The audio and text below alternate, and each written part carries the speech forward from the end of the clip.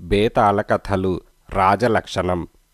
పట్టువదలని విక్రమార్కుడు చెట్టు వద్దకు తిరిగి వెళ్ళి చెట్టుపై నుంచి శవాన్ని దించి భుజాన వేసుకుని ఎప్పటిలాగే మౌనంగా శ్మశానం కేసి నడవసాగాడు. అప్పుడు శవంలోని బేతాళుడు, రాజా, ఇంత అర్ధరాత్రి వేళ భీతిగొలిపే ఈ శ్మశానంలో ప్రతిసారి ప్రయత్నం విఫలమవుతున్నా కార్యసిద్ధి కోసం నువ్వు పడుతున్న శ్రమ మెచ్చదగిందే. అయితే కొందరు పరిస్థితుల కారణంగా అయాచితంగా లభించే గొప్ప అవకాశాన్ని కూడా తగినంత విచక్షణ జ్ఞానం లేక కోల్పోతూ ఉంటారు.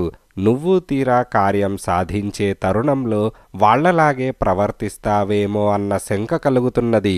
ఇందుకు ఉదాహరణగా ఒక కట్టెలు కొట్టేవాడి కుమార్తె కథ చెబుతాను, శ్రమ తెలియకుండా విను అంటూ బేతాళుడు ఇలా చెప్పసాగాడు. పూర్వం కొండాపురం అనే గ్రామ ప్రాంతాన గల అడవుల్లో కట్టెలు కొట్టేవాడొకడు గుడిసె వేసుకొని నివసిస్తూ ఉండేవాడు. వాడికి ఒక్కగానొక్క కూతురు ఉష. చిన్నతనంలోనే తల్లిని పోగొట్టుకున్న ఆమె ఎంతో ఓర్పుగా నేర్పుగా ఇంటిని దిద్దుకుంటూ తండ్రికి అన్నిటా సహాయపడుతూ ఉండేది. ఆమె అవ్వ దూర ప్రాంతాన గల అడవిలో ఉన్నది. భర్త పోయాక ఆ ఇల్లు వదలలేక ఒంటరిగా ఆ ఇంటనే ఉంటున్నది. ఒకనాడు భోజనం సమయంలో కట్టెలు కొట్టేవాడు కూతురుతో, అమ్మా ఉష, నువ్వు మీ అవ్వను చూసి చాలా కాలమైంది. ఒకసారి వెళ్ళి ఎలా ఉన్నదో చూసి రాకూడదా అని అన్నాడు. నేను వెళ్తే ఇక్కడ నీకు ఇబ్బంది కదా నాన్న అని ఉష అన్నది. ఏ ఇబ్బంది లేదు, నేను చూసుకుంటాను. నువ్వొక 10 రోజుల పాటు తన దగ్గర ఉంటే మీ అవ్వ చాలా సంతోషిస్తుంది. రేపే బయలుదేరు అని కట్టెలు కొట్టేవాడన్నాడు. ఉష మర్నాడు బయలుదేరడానికి సిద్ధం కాగానే ఆమె పెంచుతున్న పక్షులన్నీ పెద్ద కోలాహలంగా ఆమె వెంట బయలుదేరాయి. అయితే ఉష వాటినన్నిటినీ దూరంగా తరిమివేసి తను ఎంతో ప్రేమగా సాకే మైనాను మాత్రం వెంటరానిచ్చింది. కానీ ఆమె చీకటి పడుతూ ఉండగా అవ్వ ఇల్లు చేరేసరికి ఆమె కన్నుగప్పి వెనకనే వడ్రంగి పిట్ట, మేదర పిట్ట రానే వచ్చాయి. ఆ సమయంలో అవ్వ నిప్పుల మీద జొన్నె రొట్టెలు కాస్తున్నది. మైనా ముందుగా ఇంట్లోకి పోయి మంచినీటి కుండ మీద వాలి, చుట్టాలం వచ్చాం, మరి 4 రొట్టెలు ఎక్కువ కాల్చవ్వా అని అన్నది.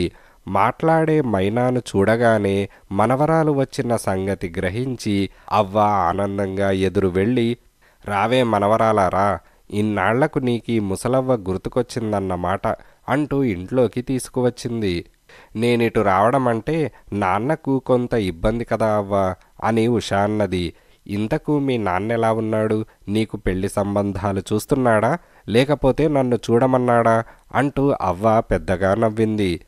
ఇంకా నయం, ఈ అడవిలో నా కోసం ఏ కోతినో కొండముచ్చునో చూసి కట్టబెట్టేలా ఉన్నావు అని ఉష చిన్నగా నవ్వుతూ అన్నది. ఆమె లోపల ముందు గదిలో వేసి ఉన్న 3 పాతకాలపు చెక్క మంచాలను చూసి, అవ్వ, తాతయ్య కాలం నాటి ఈ మంచాలను అటక మీద నుంచి ఎందుకు దించినట్టు అని ఆశ్చర్యంగా అడిగింది. అవ్వ తలాడించి, అదొక పెద్ద కథ. ముందు నువ్వు స్నానం చేస్తే వేడివేడి జొన్న రొట్టెలు వడ్డిస్తాను అని అవ్వ అన్నది. ఉష స్నానం చేసి వచ్చి రొట్టెలు తింటూ ఉండగా అవ్వ ఆ మంచాల కథ చెప్పింది.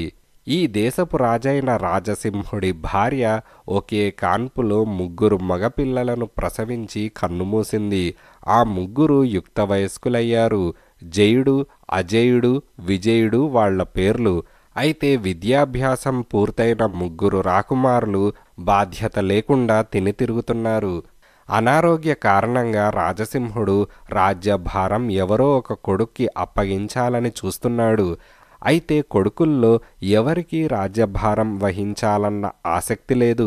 ఈ సంగతి గ్రహించిన రాజసింహుడు ఎవరు ముందుగా వివాహం చేసుకుంటారో వాళ్లకు రాజ్యం దక్కుతుందని చెప్పాడు.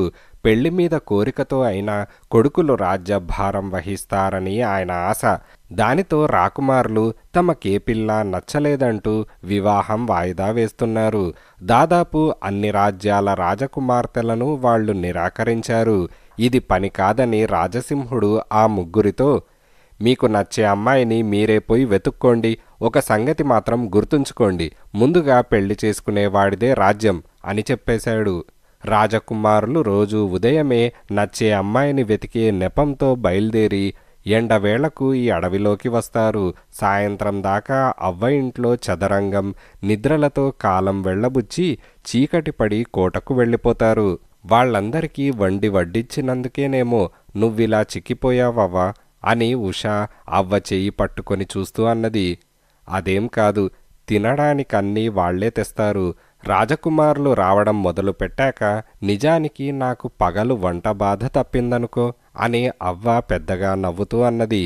మిగతా సంగతులు రేపు వింటాను, ముందు నన్ను కాస్త నిద్రపోని అంటూ ఉష ఒక చెక్క మంచం మీద పడుకున్నది. అయితే ఆ మంచం మీద ఆమెకు క్షణం కూడా నిద్ర పట్టలేదు. ఆ పాతకాలపు మంచం నిండా నల్లులున్నాయి. అవి రాత్రంతా ఆమెను కుడుతూ నిద్రపోనివ్వలేదు. ఉష తెల్లవారి లేస్తూనే, అవ్వ, అసలా వస్తున్నది రాజకుమార్లా రాతి మనుషులా? ఈ నల్లుల చెక్క మంచాల మీద వాళ్లకసలు నిద్రెలా పడుతున్నది అని అవ్వను అడిగింది. వాళ్లకు రాజ్యభారం కన్నా ఈ నల్లుల బాధే నయంగా ఉన్నదేమో అని అవ్వ అన్నది. ఉషకు రాత్రి నిద్ర పట్టలేదని విన్న మైనా మంచాల్లో దాగి ఉన్న నల్లులను చంపే బాధ్యత వడ్రంగి పిట్టకు, మంచాల మీదకి మెత్తటి గడ్డి ఈనెలతో పరుపు చేసే పని మేదర పిట్టకు అప్పగించింది.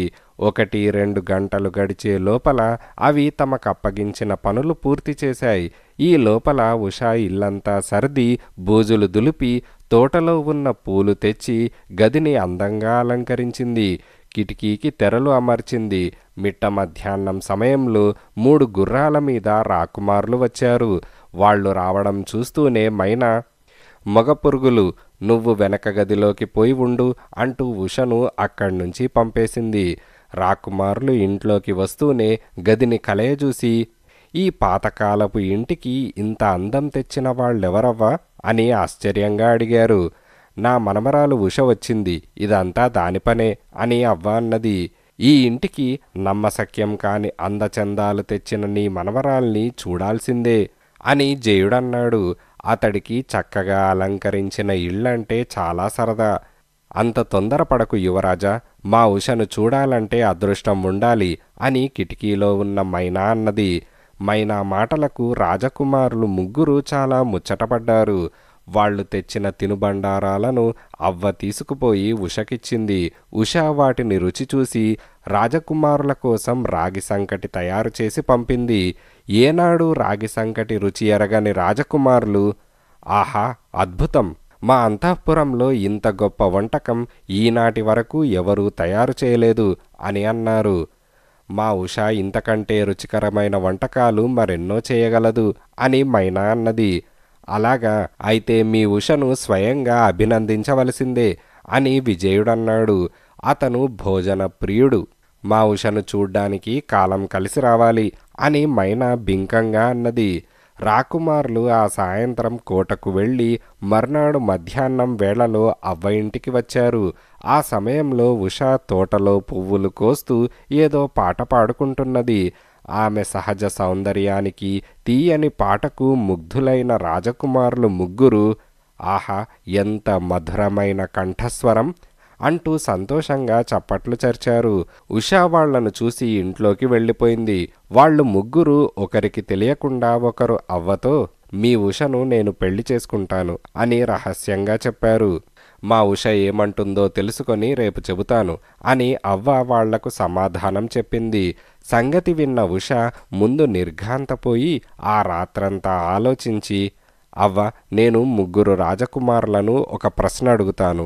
నేను కోరుకున్న జవాబు చెప్పిన వారినే వివాహమాడతాను అని ఉష అన్నది.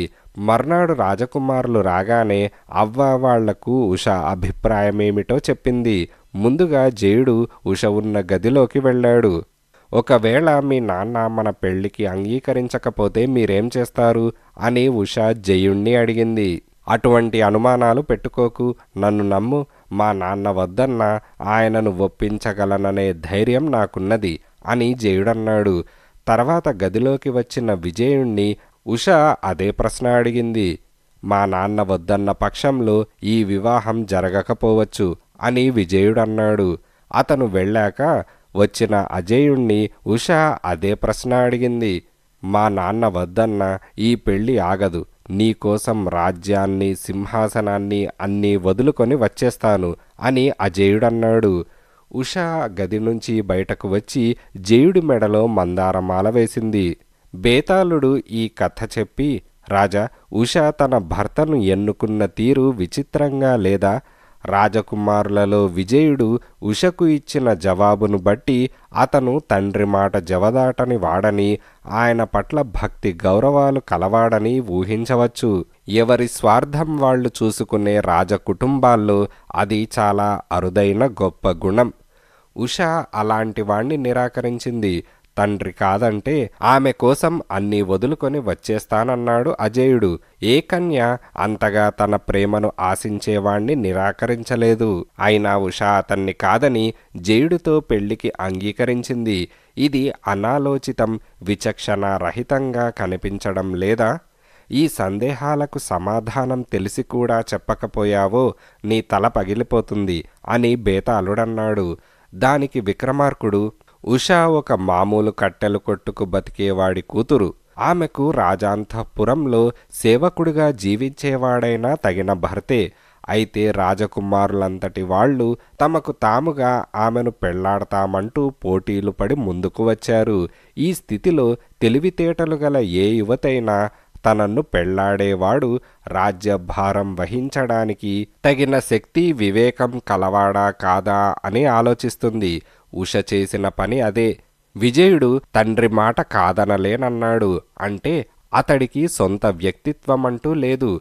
ఇక అజేయుడు రాజ్యమే వదిలేస్తానన్నాడు. దీనిని బట్టి అతడికి రాజ్యం గురించిన బాధ్యత మమకారం లేనట్టు తెలుస్తున్నది.